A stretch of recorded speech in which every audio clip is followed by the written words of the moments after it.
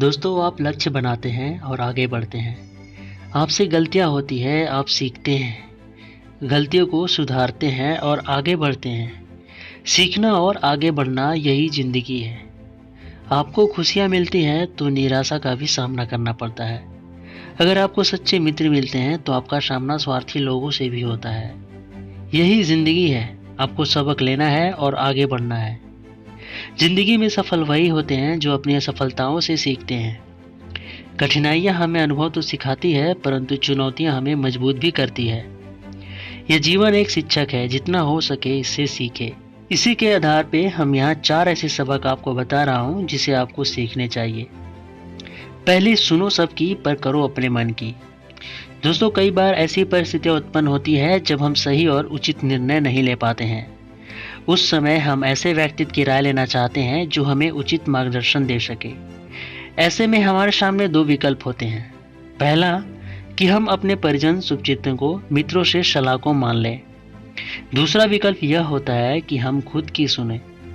पहला विकल्प सही हो सकता है क्योंकि हमारे परिजन शुभचिंतकों मित्र हमारे बारे में अच्छे ही सोचेंगे और यही सोचकर हम अपनी ज़िंदगी के फैसले उनके अनुसार ले लेते हैं। लेकिन हमेशा इस सबक को याद रखना, सुनो सबकी पर करो अपने मन की। इसका सीधा अर्थ यह है कि अंतिम निर्णय से पहले हमें अपने शुभचिंतकों की सलाह पर आत्ममंथन करें और अपनी व्यक्तिगत सोच के आधार पर निर्णय लें। हालांकि आपके शुभचिंतक आपको गलत सलाह नहीं देंगे, इसलिए उनकी सलाह को गंभीरता से ले, पर अंतिम फैसला लेने के लिए अपनी अंतर आत्मा की आवाज़ को न दबाएं। दोस्तों, कोई भी काम सोच समझ कर करें, क्योंकि बिना सोचे जल्दबाजी में किया गया काम ज़्यादातर विपरीत परिणाम देता है। पर सवाल यह उठता है कि कब तक हम सोचते रहें?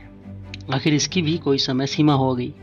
कहीं ऐसा ना हो कि हम सोचते रह जाए और बाजी कोई और मार ले जाए। ज़्यादातर हम यही कर रहे हैं। मैं अगले सप्ताह से व्यायाम शुरू करूंगा, बेहतर नौकरी मिल जाएगी तब मैं बचत शुरू करूंगा।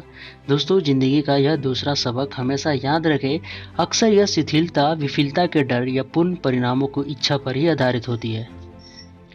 आपको हमेशा ऐसे रास्ते नहीं मिलेंगे जिसे आप चलना चाहते हैं। आपको बस चलना शुरू करना होगा। आपको कार्रवाई करने के लिए पूर्णता की आवश्यकता नहीं है। आप जहां हैं वहीं से शुरू करें। ज़्यादा से ज़्यादा क्या होगा, आपको असफलता मिलेगी, लेकिन आपको अनुभव भी तो मिलेगा।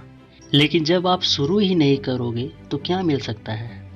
इस सबक को हमेशा याद रखें। असफलताएं आपको सबक सिखाती है जो आपको भविष्य में सफल होने में मदद करेगी। इसलिए कार्रवाई करने में कभी देर न करें। तीसरी, समय की कीमत को कम मत समझो। जब आप गुजरे समय पर अफसोस कर रहे होते हैं, उस समय भी समय गुजर रहा होता है। दोस्तों, एक छोटी सी खिड़की भी बहुत कुछ दिखा सकती है। समय कम है या मेरे पास समय नहीं है, ऐसा हम बहुत आराम से बोल देते हैं और घंटों मोबाइल में समय खराब कर देते हैं।